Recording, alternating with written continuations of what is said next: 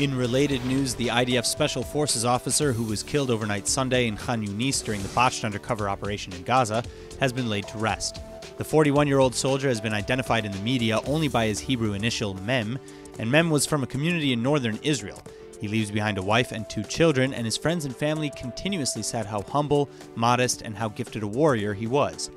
Then President Reuven Rivlin, Education Minister Naftali Bennett, and Communication Minister Ayub Kara all represented the government as the lieutenant colonel was laid to rest. In his eulogy, President Rivlin said, quote, "I came to thank and salute a hero on behalf of the entire nation of Israel.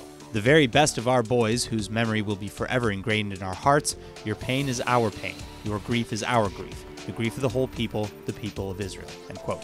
Bennett continued that the lieutenant colonel would go down in history as, quote, "one of the greatest Israeli heroes as well," and Prime Minister Netanyahu, who could not attend, tweeted, quote, "I bow my head in sadness at the loss of Lieutenant Colonel Mem, a glorious fighter who fell during an IDF operation in the Gaza Strip." End quote.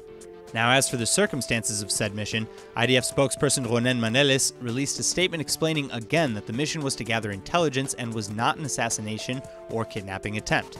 But at some point in the operation, Israeli troops clashed with local Hamas fighters and became trapped in a highly complex situation. It was then that Mem was shot dead and another officer was injured. Most remaining details of the raid in Gaza are not yet published, however, because of military censorship.